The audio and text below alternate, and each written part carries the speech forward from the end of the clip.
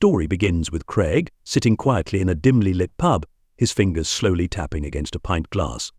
Across from him, Jenny, his wife of 10 years, avoids eye contact, her knuckles white as she grips her wine glass. Next to her sits Dave, Craig's best friend, a familiar presence, now a source of bitterness.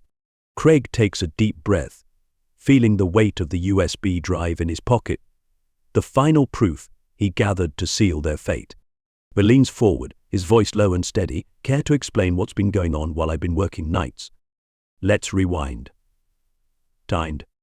Craig had always trusted Jenny and Dave, both pillars of his life. Dave had been his closest friend since high school, the kind of guy you could count on to help move a couch or share a drink after a rough day. Jenny, his wife, had once been the light of his world, supportive, loving and loyal.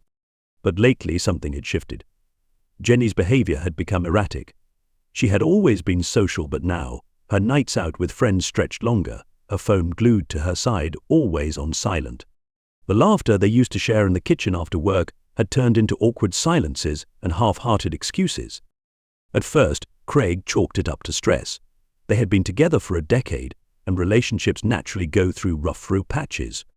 He convinced himself it was just a phase until the night he came home early from his shift and found her gone, her phone left on the kitchen counter, something she never did. He couldn't shake the feeling that something was wrong. That's when his mind started connecting dots he didn't want to see. He tried talking to her, but every question was met with vague reassurances or defensive answers. Craig wasn't the type to accuse without proof, so he decided to find some. He wasn't proud of it, but he installed a few discreet cameras around the house, one in the living room and one in their bedroom. It wasn't long before he saw what he feared most. The footage showed Jenny and Dave, his best friend, entering their house late at night while he was on the night shift, laughing, whispering, and eventually disappearing into the bedroom. That image seared into his brain. But that wasn't enough. He needed more than just a grainy video clip if he wanted to confront them. So one night, under the guise of hanging out, Craig left a tiny recording device at Dave's apartment, hidden where he knew they wouldn't look. Over the next few weeks, it recorded everything: the whispers, the confessions of guilt, the sound of his wife's voice mingling with Dave's. Every word felt like a knife twisting deeper into his chest. Now, with the undeniable proof, Craig had planned this moment. The pub was their usual spot, the place they all went to blow off steam, laugh, and enjoy a drink. Tonight, it was different. Craig's hands felt cold, his pulse pounding in his ears as he played the audio from the USB drive on his phone. Jenny and Dave's voices filled the air between them, unmistakable in their betrayal. Dave, ever the smooth talker, tries to keep things light, but there's a nervous edge in his voice. Come on, Craig, you don't really think. Stop. Craig's voice is sharp, cutting off any pretense. Don't make it worse by lying to me now. Jenny's eyes fill with tears, but it's too late. The damage is done, and Craig knows there's no coming back from this. The room feels smaller, the weight of their betrayal pressing down on him. He leans back in his chair, the last traces of sympathy or understanding drained from his face. I'll be staying at my brother's for a while, Craig says, his voice steady despite the storm of emotions swirling inside. I've already filed for divorce. Jenny, I'll drop off the papers at your parents' house tomorrow. You can explain to them why their daughter's marriage fell apart. Jenny's sobs echo through the empty pub, but Craig doesn't turn back. As he walks out the door, leaving his wife and best friend behind, he feels a strange mix of sorrow and relief. The life he knew was over, but at least now he knew the truth. And with that he closed the chapter on their betrayal. Craig couldn't sleep that night. The confrontation at the pub replayed in his mind, but instead of feeling closure, a hollow ache gnawed at his chest. He'd always imagined his marriage and friendship were unbreakable, but now, in a single night, both had crumbled. The unraveling had started weeks ago. It wasn't one obvious thing that led Craig to suspect something was off, it was the little things. Jenny's sudden need to look perfect every time she left the house, the way she laughed, a little too hard at Dave's jokes, how she had started going out with friends more often. Then there was Dave, who had been distant, avoiding their usual weekend beers or hanging out at Craig's place. At first, Craig brushed it off as stress or life getting busy, but the nagging feeling in his gut wouldn't leave him alone. He needed answers. One evening, after coming home to find Jenny already in bed, her phone charging on the nightstand, Craig's instincts took over. As he picked up the phone, she never let it out of her sight, but tonight was different. She had fallen asleep. His hand shook as he scrolled through her messages, hoping, praying he was wrong. But then, there it was. A message from Dave, simple yet devastating. Tonight was amazing. Can't wait until next time. His stomach dropped. The next few days were a blur of anger, denial, and confusion. He couldn't just confront them with a vague text. He needed undeniable proof, something that would leave them no room to lie or twist the truth. That's when the idea of the cameras came to him. He'd always hated the thought of spying on Jenny, but if he didn't, he'd never know for sure. The footage was worse than he could have imagined. The first few days showed nothing out of the ordinary, but then one night, while he was on a late shift, the camera in their living room caught the moment that shattered his world. Jenny had let Dave in just after midnight. They talked in hushed tones, sitting close on the couch, and before long, the space between them disappeared. Craig felt his heart break as he watched them kiss, Dave's hand resting on her thigh like it had every right to be there. Craig stopped watching after that. He thought that would be the worst of it, but what really ate at him was how casual they seemed, like this had become normal for them. It wasn't a one-time mistake, it was something deeper, something more sinister. They had turned his home, his marriage, into a place for their secret. Part of him wanted to storm into Dave's apartment that night and knock him out, but he held back. Craig wasn't a violent man, and he knew that acting on impulse wouldn't help. He needed more proof, more time to plan his next move. So he played the long game. The next day he stopped by Dave's apartment under the pretense of borrowing some tools. While Dave was distracted, Craig discreetly placed the recording device in the living room, hidden under a stack of magazines on the coffee table. It felt wrong, but he couldn't stop himself. If Dave and Jenny were meeting there, he would know soon enough. A few nights later, Craig retrieved the recorder. As he listened to the muffled voices, every word felt like another betrayal. Jenny's voice, soft and hesitant at first, grew clearer as she confessed her guilt to Dave. "I can't keep doing this," she had said. Dave had laughed it off. "Come on, Jen, it's not a big deal. We've been careful." Craig's knuckles turned white as he gripped the recorder, their conversation echoing in his head. They spoke about him, about how he would never know, how Craig was too busy working to notice. It was the casual way they dismissed his trust that finally pushed him to the edge. They had taken his love, his loyalty, and twisted it into something ugly. But Craig knew what he had to do. Craig woke up the next morning with a renewed sense of purpose. The night before, he had gathered all the evidence he needed. Jenny and Dave's voices caught in the act, their words full of guilt and his heart full of rage. But instead of lashing out, Craig knew he had to play it smart. The confrontation would come, but on his terms. But he spent the next few days in a strange haze, moving through life as if everything was normal. At work, he put on his usual smile, cracked jokes with his coworkers, and pretended his world hadn't just collapsed. At home, he played the dutiful husband, pretending he didn't know about the late-night meetings, the whispered phone calls, the lies. Jenny, oblivious to the storm brewing inside him, continued with her routine. She smiled at him over dinner, kissed him goodnight, and left for yoga class with that same false sweetness she had mastered. Craig felt his stomach twist every time she walked out the door, knowing exactly where she was going. But Craig had a plan. He wasn't going to let them weasel out of this. There would be no room for lies or excuses. He would confront them both at once, where they couldn't hide from the truth. Dave, with his easy charm, always knew how to talk his way out of things, and Jenny, she was good at playing innocent. But this time they'd have no escape. On Friday night, Craig made his move. He invited Dave and Jenny to meet him at their favorite pub, the Rusty Nail, where they'd spent countless nights drinking and laughing together. It was the perfect place for what he had planned: familiar, casual, disawhale. He arrived early, his heart racing as he set everything in motion. He asked the bartender to reserve their usual table in the corner, away from the main crowd but close enough to witness the fallout. Craig ordered a pint, letting the cold beer calm his nerves. This would be the last time he sat at that table as a friend, as a husband. Jenny was the first to arrive, looking beautiful in a simple dress, her hair falling in soft waves around her shoulders. She kissed him on the cheek, her smile so genuine it made his chest tighten with a mix of anger and sorrow. How long had she been pretending? How long had she been lying to his face? "Hey, babe," she said, sitting down next to him. "Where's Dave?" "He'll be here soon," Craig replied, his voice steady despite the storm inside him. They made small talk, Jenny laughing at some work story she shared, completely unaware of what was coming. Craig played along, nodding and smiling, but every word felt hollow, like he was living in a strange dream. The seconds ticked by, slow and torturous, until finally Dave walked through the door. Craig watched as Dave spotted them and grinned, waving casually as he approached. Dave had always been confident, the type of guy who could light up a room with his charm. Tonight, though, Craig saw him for what he really was, a snake, a betrayer who had crossed the line. "Sorry I'm late, guys," Dave said, pulling up a chair. "Got caught up at work." Craig nodded, his pulse quickening. The moment was finally here. They ordered drinks just like old times. Dave made some joke about work, and Jenny laughed too hard. Craig noticed. It was like they were putting on a show, pretending nothing was wrong, even though the air between them crackled with unspoken tension. Craig stayed silent, letting them dig their own graves. After a few minutes, Dave leaned back in his chair, eyes flicking between Craig and Jenny.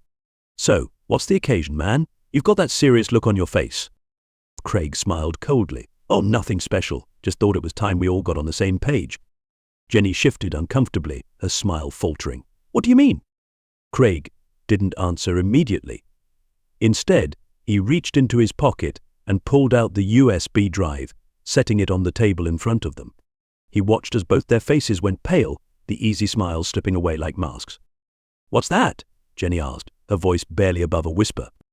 Craig's smile never wavered. "Why don't you take a listen?" He slid his phone across the table, pressing play on the audio file. The recording of their voices, Jenny's soft whispers, Dave's smooth reassurances, filled the silence between them. Jenny's face turned white as the truth hit her full force. Dave's eyes darted around the room, panic flickering in his expression for the first time. "Craig," Jenny began, but Craig held up a hand to stop her. "Don't." His voice was calm, controlled. "You've said enough." The color drained from Dave's face, his usual confidence evaporating. "Craig, listen." "No, you listen," Craig snapped, his voice low but dangerous. "I trusted both of you. I let you into my life, into my home, and this is how you repay me. You sneak around behind my back like I wouldn't figure it out." Jenny's lip quivered, tears brimming in her eyes, but Craig had no sympathy left. "Craig, please, it wasn't what you think. We didn't." "Don't you dare insult my intelligence, Jenny." His voice cut through the room like a blade. "I've seen it. I've heard it. I know exactly what you've been doing. Don't stand there and lie to my face." For the first time, Dave had no words. His mouth opened but nothing came out. Craig leaned back in his chair, a bitter smile twisting his lips. "This ends now. Both of you." The pub seemed to hold its breath as the tension at the table hit its peak. Craig sat back, letting the silence stretch. He watched as Jenny and Dave struggled to comprehend the depth of their betrayal, the weight of the proof before them. The recording still played on the phone, their voices echoing back at them like ghosts from their secret life. Jenny was the first to break, her tears falling silently at first. Then she began sobbing uncontrollably. She reached across the table, her hand trembling as she tried to grab Craig's arm. "Please, Craig, listen to me," she begged, her voice shaky. "It didn't mean anything. I swear." Craig yanked his arm away, disgusted by her touch. His eyes flashed with anger. "It didn't mean anything," he repeated, his voice low but filled with fury. "You think that makes it better? That somehow makes this okay." Jenny's sobs grew louder, but Craig's face remained hard, unyielding. He turned to Dave, who had gone deathly pale, his hands gripping the edge of the table like he was holding on for dear life. "Dave," Craig spat, his voice cold. "You've got nothing to say? After everything we've been through, everything I've done for you, you sit here in silence?" Dave opened his mouth, but the words wouldn't come. For the first time since they had known each other, Dave was at a loss, his usual cocky charm evaporating under the heat of Craig's wrath. He tried to compose himself, but his voice came out shaky and weak. "Craig, man, I don't know what to say. I screwed up, all right? I'm sorry, Sorry?" Craig laughed bitterly. "Sorry doesn't even begin to cover it. You didn't just screw up, Dave. You destroyed everything. You betrayed me. Jenny betrayed me. And for what? A few nights of sneaking around, thinking I wouldn't find out. How long did you think you could keep this going?" Jenny wiped her tears, still trying to explain. "Craig, please, you have to believe me.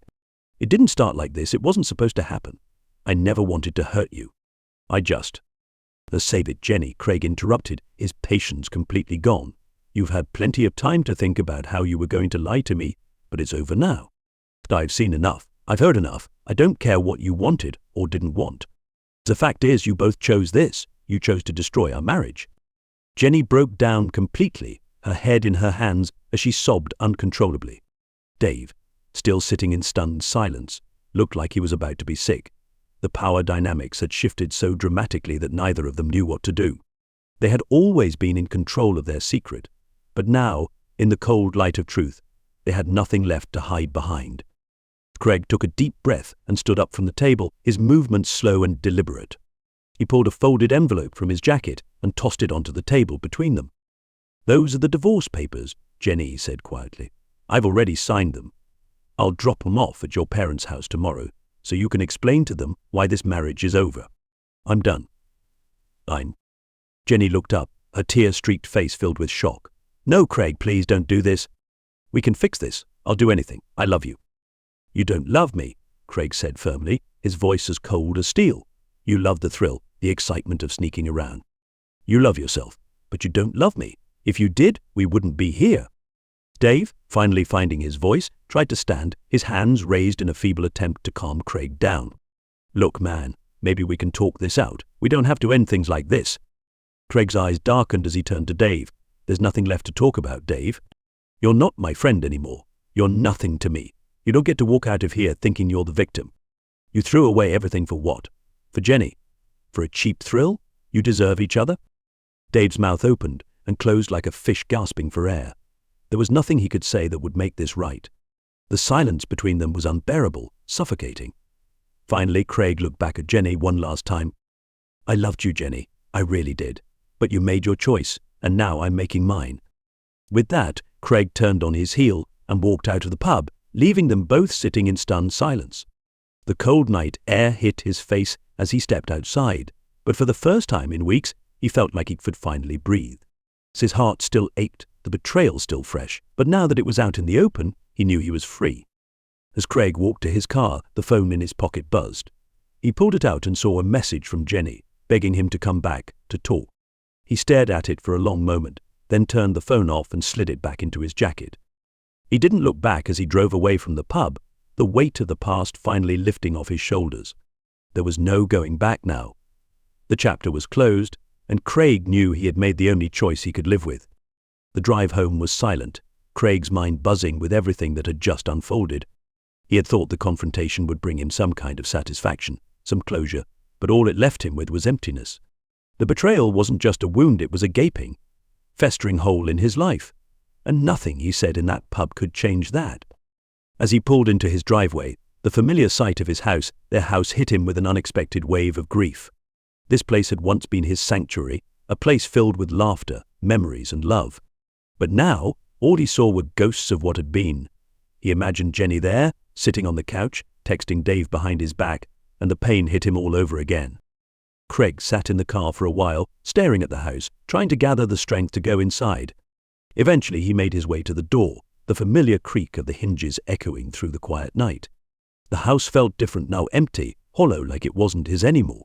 Everything reminded him of the life he had thought he was living, the love he thought was real. He collapsed onto the couch, his body heavy with exhaustion, and stared at the ceiling. He had done it. He had confronted them, handed over the divorce papers, and walked away. But why did it still hurt so much? Craig reached for his phone, knowing he shouldn't, but the impulse was too strong. He turned it back on and was immediately bombarded with a string of texts from Jenny. As he scrolled through them, each message more desperate than the last. "Craig, please, can we talk? I'm so sorry. I didn't mean for this to happen. It wasn't real. It didn't mean anything. Don't do this, please. Don't leave me." Craig's jaw tightened as he read her words, the familiar mix of anger and heartbreak rising in his chest. How could she expect him to believe that? How could she think it didn't matter? His thumb hovered over the delete button, but before he could hit it, another message popped up. This one wasn't from Jenny. It was from Dave. "Craig, man, I'm sorry, I messed up. Please, can we talk? I don't want to lose our friendship over this." Craig's grip on the phone tightened until his knuckles turned white. "Our friendship?" Dave still had the nerve to talk about friendship after what he had done. The sheer audacity of it made Craig's blood boil. He tossed the phone onto the coffee table, his hands shaking. He couldn't deal with them right now. He needed space, time to think. He needed to get out of there. The next morning, Craig packed a bag and drove to his brother Michael's place, an hour out of town. Michael had always been the more level-headed one, the guy Craig could rely on when things got tough. They hadn't talked much lately, but Craig knew he could count on him now. Michael opened the door, his expression immediately concerned when he saw Craig's face. "Jesus, Craig, you look like hell. What happened?" "Can I come in?" Craig asked, his voice rough with exhaustion. So Michael stepped aside, nodding. "Of course, man. Come in. You want a few beer?" Craig just nodded and followed him inside, dropping his bag near the door. Michael handed him a cold bottle, and they sat on the back porch, the morning sun just beginning to warm the cool air. For a while, neither of them said anything. Craig took a long pull from the beer, letting the silence settle around them. Michael, sensing the weight of what was coming, didn't push. He knew Craig would talk when he was ready. So after a few minutes, Craig finally spoke, his voice low and strained. "Jenny's been cheating on me." Michael froze, the beer halfway to his mouth. He set it down slowly, his face a mix of shock and sympathy. "Shit, I'm so sorry, man. How'd you find out?" Craig sighed, rubbing his hands over his face. "I started noticing little things that didn't add up. So I put in some cameras, tracked her movements. It's been going on for a while." He paused, his voice thick with emotion. "It's with Dave." Michael's eyes widened, his jaw tightening. "Dave? As in your best friend Dave?" Craig nodded, the bitterness in his voice unmistakable. "Yeah, my best friend. Turns out they've been sneaking around behind my back for months." Michael shook his head, disbelief etched across his face. "Jesus, Craig." He trailed off, unable to find the right words. "I don't even know what to say." Craig stared at the ground, his throat tightening. "I confronted them last night. At the pub. Gave her the divorce papers." "And Dave?" "Dave didn't have shit to say," Craig muttered, his anger bubbling back to the surface. He tried to apologize, but what could he say? "There's no coming back from this." Michael nodded, his expression grim. "No, there's not." They sat in silence for a while, the weight of it all settling over them. Finally, Michael spoke again, his voice softer this time. "So, what are you going to do?" Craig shook his head, his shoulders sagging. "I don't know, man. I thought walking away would feel better, but it doesn't. It just hurts." "Of course it does," Michael said gently. "You've been betrayed by the two people you trusted most. That kind of pain doesn't just go away overnight." But Craig nodded, his chest tightening with the realization. He had thought the confrontation would give him closure, that finally exposing the truth would allow him to move on. But instead, it had left him adrift, unsure of where to go from here. "I just don't know how to move forward," Craig admitted quietly. So Michael placed a hand on his shoulder, squeezing it reassuringly. "You don't have to figure it all out today, Craig. Take your time. You've been through hell, and it's going to take a while to process everything. But you're strong. You'll get through this." Craig nodded, though he wasn't sure he believed it. Right now, all he felt was the weight of what he had lost: the trust, the love, the future he had thought was secure. But Michael was right. He didn't have to have all the answers today. But now he just had to survive. The days after Craig's visit to his brother's house felt like walking through fog. So the rawness of Jenny and Dave's betrayal still cut deep, but with each passing day, the pain dulled slightly, replaced by a quiet numbness. He spent most of his time trying to avoid thinking about it, but the memories, the what-ifs, would creep in when he least expected. One morning, Craig woke up and realized something had shifted. The ache was still there, but it wasn't as all-consuming. Maybe it was time to start piecing his life back together. His first step was finalizing the divorce. Jenny had tried contacting him every day since the confrontation at the pub, her messages shifting from apologies to desperate pleas. He hadn't responded. There was nothing left to say. They had crossed a line that couldn't be uncrossed, and Craig knew he couldn't build his life on lies and broken trust. Saturday, Craig drove to Jenny's parents' house. He hadn't spoken to them since everything came crashing down, but he knew they needed to hear the truth from their daughter, not him. When he pulled up to the house, the memories of holidays, family barbecues, and happy moments with Jenny washed over him. But they felt distant, like someone else's life. Jenny opened the door before he even knocked. Her face was pale, her eyes red and puffy from crying. She looked fragile, smaller than he remembered, like the weight of her own actions was finally crashing down on her. "Craig," she whispered, her voice breaking. "Please, can we talk?" He took a deep breath and shook his head. "I'm not here to talk, Jenny. I'm here to finish this." She opened her mouth to protest, but the look in his eyes silenced her. "I brought the papers. You need to sign them, and then you need to tell your parents what's going on. I'm not going to explain to them why their daughter's marriage fell apart. That's on you." Tears welled up in her eyes again, but Craig didn't flinch. He couldn't let her emotions drag him back into the spiral. She had made her choice, and now she had to live with it. Jenny's parents stood in the doorway, their faces etched with confusion. They didn't know yet. Craig handed the divorce papers to Jenny and looked at her parents. "I'll let Jenny explain," he said, turning away before they could ask any questions. As he walked to his car, he heard Jenny's sobs from inside the house, but he kept going. It wasn't his problem anymore. He had done his part. There was no fixing this, and he didn't want to fix it. He was done. That evening, Craig sat on his porch, staring out at the sunset with a quiet sense of finality. It had been years since he had watched the sun dip below the horizon like this, without the noise of his life drowning it out. He sipped his beer, the coolness of it calming his nerves. The divorce papers were signed, the confrontation was behind him, and for the first time in what felt like forever, he had nothing left to lose. His phone buzzed beside him, and for the first time in days, Craig picked it up willingly. It was a message from his brother Michael. "How are you holding up?" Craig stared at the screen, then slowly typed a response. "I'm okay. Getting there." Michael responded quickly. "You should come by the house this weekend. Beg years, you need to be around people who actually care about you." Craig smiled slightly, his first real smile in what felt like weeks. "Sounds good. I'll be there."